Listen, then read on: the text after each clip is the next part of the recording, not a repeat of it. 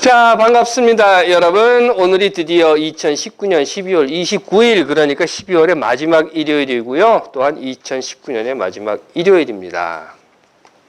2019년의 첫 번째 일요일입니다. 그리고 이렇게 인사를 드렸었는데 말이죠. 12월의 마지막 일요일인데 기온이 40도까지 올라갔어요. 오늘 낮에 보니까.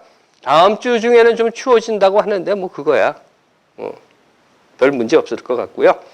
방학은 또 잘 지내고 계시리라 믿고 오늘은 우제돌이라고 합니다. 시간이 참 잘 가죠. 시간이 참 잘 가요. 기도할게요. 하나님, 한 해가 또 지나갑니다. 지난 한 해 우리들 삶이 하나님 앞에서 또한 세상 앞에서 올바른 것이었는지 돌아보는 시간이 되게 하옵소서. 아멘. 들어보셨습니다만 열처녀의 비유라고 하는 것이 있어요. 천국에 대한 비유 중에 나오는 건데요. 마가 또 누가 이 복음서에도요. 그때가 언제인지는 모른다라는 비슷한 이야기가 들어있기는 합니다. 하지만 열처녀가 있는데 뭐 이렇게 나오는 이 비유는요. 오직 마태복음에만 등장하는 비유예요. 마태복음 25장에 나오는 이야기인데요. 내용은 이런 겁니다. 뭐 잘 아시겠지만 신랑을 맞이하기 위해서 간 10명의 처녀가 있었다고 합니다. 그러니까 들러리겠죠. 10명의 처녀가 있었다. 이렇게 시작을 해요. 그런데 이 중에 5처녀는 슬기로웠고 5은 미련했다. 이런 이야기입니다. 그러면서 이 슬기로운 5명의 처녀는요. 등불도 가지고 기름도 가지고 갔다. 그런데 이 미련한 5명의 처녀는 등불은 가지고 왔는데 여분의 기름은 준비하지 않았다라고 하는 겁니다. 원래 신랑이 오기로 한 시간보다 늦어졌대요. 그래서 밤이 되었죠. 그래서 이 10명의 처녀들이 모두 다 잠이 들었는데 자고 있는데 갑자기 야 신랑 온다 이런 소리가 들렸답니다. 그래서 벌떡 일어나가지고 등불을 이제 켜야 될 거 아닙니까? 신랑이 오니까 등불을 밝혀야지 하고 등불을 켜고 신랑을 맞으러 가려고 하는데 기름이 떨어졌답니다. 그런데 앞에서 말씀드린 것처럼요. 슬기로운 5명의 처녀들은 이미 기름을 준비를 했어요. 그래서 새 기름을 등에다 이렇게 부어가지고 등불을 밝힐 수 있었는데 미리 기름을 준비하지 못한 이 미련한 5명의 들러리들은 기름이 다 떨어져 버려서 등불을 켤 수가 없었다는 겁니다. 그러자 기름이 없는 5명이 기름을 준비한 5명에게 말했대요. 야, 우리 등불 다 꺼져간다. 우리 기름이 없다. 그러니 기름 좀 나누어다오. 그러자 미리 기름을 준비한 마태가 이야기하는 이 슬기로운 여인들이 뭐라고 얘기를 하는가 하면 무슨 소리냐. 우리 쓰기도 부족할 수 있어. 그래서 나눠줄 것이 없다. 그러니까 너희는 가서 사와라. 이랬다는 거예요. 그 말을 듣고서 이 기름을 준비하지 못한 5명의 여인이 기름을 사러 갔어요. 그런데 기름을 사러 기름가게에 간 사이에 신랑이 왔답니다. 그러자 5명은 등불을 켜고 이제 준비하고 있었죠. 그래서 그 신랑은 그 5명 기름을 준비해서 불을 켜고 있었던 그 5명을 데리고 혼인잔치에 들어간 후에 문을 닫아버렸답니다. 그러니까 문이 닫힌 거예요. 그런데 앞에서 말씀드린 기름을 준비하지 못한 5명이 있었잖아요. 이 사람이 가서 기름을 사가지고 왔어요. 이 5명이 사가지고 와서 등에 불을 붙여서 신랑에게 가서는 닫힌 문 앞에서 막 문을 두드리면서 얘기했답니다. 저희 왔어요. 문 열어주세요. 그러자 신랑이 뭐라고 대답을 했는가 하면 분명히 들으시오. 나는 당신들이 누군지 모릅니다. 하고 외면해버렸다. 이게 열처녀의 비유입니다. 그러면서 결론이요. 그날과 그 시간은 아무도 모른다. 그러니 항상 깨어 있어라. 라고 했다는 겁니다. 앞서 말씀드린 대로요. 마가나 누가에서도요. 그때는 아무도 모른다. 그러니 깨어 있어라. 라는 말은 합니다. 그런데 마가는요. 그때라는 것을 천국, 즉 하늘나라라는 것으로 말하지는 않았어요. 뭔가 분명하게 이렇게 딱 그려서 천국, 뭐 하늘나라 또는 무슨 어떻게 이렇게 딱 그려놓은 것이 아니라 하여튼 뭔가가 있어요. 뭔가 이루어지는 때예요. 흔히 우리가 말하는 천지개벽 같은 이런 일이 일어나는 그런 때라고 암시만 하고 있습니다.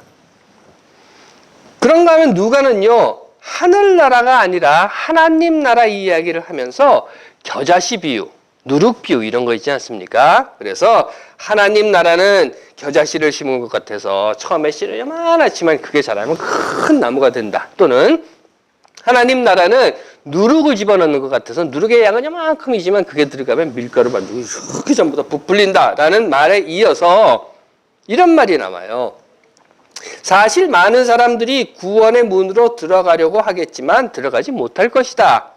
그러니 좁은 문으로 들어가도록 있는 힘을 다하여라 라는 말을 하고 그 후에 집주인이 일어나서 문을 닫아버린 뒤에 너희가 밖에 서서 문을 두드리며 주인님 문을 열어주십시오 하고 아무리 졸라도 주인은 너희가 어디서 온 사람인지 나는 모른다 할 것이다 라는 말을 붙여놓고 있습니다.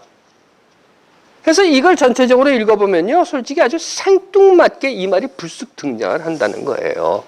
누가복음에서는 이렇게 볼 때요, 그 때라고 하는 때에 대한 개념은 마태와 마가와 누가가 각기 다른 것이었고, 그 중에서 마태는 그 때라고 하는 것이 천국, 말 그대로 하늘나라, 더 이야기하면 좋은 곳, 우리가 얘기하잖아요. 좋은 곳, 우리가 흔히 말하는 천당, 그런 곳을 부르게 되는, 지칭하게 되는 그곳에 가는 때라고 이야기하고자 했다는 겁니다. 그리고 그 천당에 들어가는 때는 마태 이야기예요. 항상 문이 열려 있는 것이 아니라, 또는 그때 들어가지 못하면 문이 닫혀버리기 때문에 항상 깨어서 천당 문이 열릴 때를 기다려야 한다. 이런 소리를 마태는 자기의 복음서에서 기록하고 있는 겁니다. 그리고 천당 문이 열릴 때를 기다렸다는 것은 여러분들 한번 생각해 보세요. 마태복음이 쓰여진 것이 90년이나 100년이란 말이죠. 그러니까 지난 2000년 동안 계속, 아니 2000년 전부터 오늘까지 우리는 계속 깨어 있어야만 했다라고 하는 이야기를 역으로 생각해 볼 수 있다는 겁니다. 글쎄요, 2000년 만에 한번 천당문이 열리면 들어갈 수 있을까 없을까 그건 저도 모르겠습니다만, 여하튼 그러니 하늘나라에 들어가기 위해서는 항상 깨어서 기다려야 한다라는 마태의 말을 들으면서, 그렇다면 하늘나라, 마태가 말하는 천당이 도대체 어떤 곳이길래 하는 의구심을 떨쳐버릴 수가 없다는 것입니다. 글쎄, 우리는 뭐 그냥 이렇게 얘기할 수 있을 거예요. 아, 거긴 좋은 곳이야. 아, 거기 정말 좋아. 좋아. 이렇게 말이죠. 계시록이라고 하는 책이 있는데요. 천국에 갔더니 새하늘과 새 땅 뭐 이런 이야기를 하면서 그 성벽은 벽옥으로 쌓았고 도성은 온통 맑은 수정 같은 순금으로 되어 있고 주춧돌은 온갖 보석으로 꾸며져 있고 황금이 어쩌고 저쩌고 이런 이야기를 해요. 하지만 그런 이야기를 들으면 떠오르는 것은 뭔가 하면, 그래서 뭐 이런 거예요.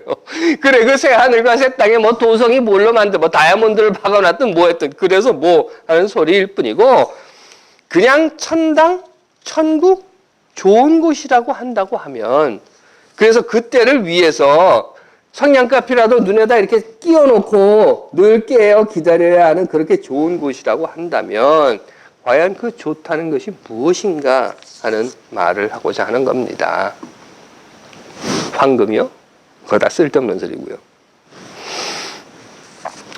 글쎄요, 좋다. 사람마다 다르겠죠. 글쎄, 황교안에게는요, 그곳에 가면 자기가 대통령을 할 수 있다. 그러면 그것이 천당일지 모르겠어요. 윤석열에게는 검찰공화국이 되어 서 있는 곳, 그것이 천당일지 모르겠습니다. 조원태, 뉴스 보셨습니까? 그 한진 경영권 분쟁으로 뭐 아들하고 어머니하고 집어던지고 깨고 싸웠다 그러더라고요. 조원태에게 있어서 천당, 하늘나라는 경영권을 독차지하는 곳. 사실 그런 걸 보면요, 있는 것들이 더해요. 우리 같은 사람들은 없어서 못 싸우는지 모르겠습니다만.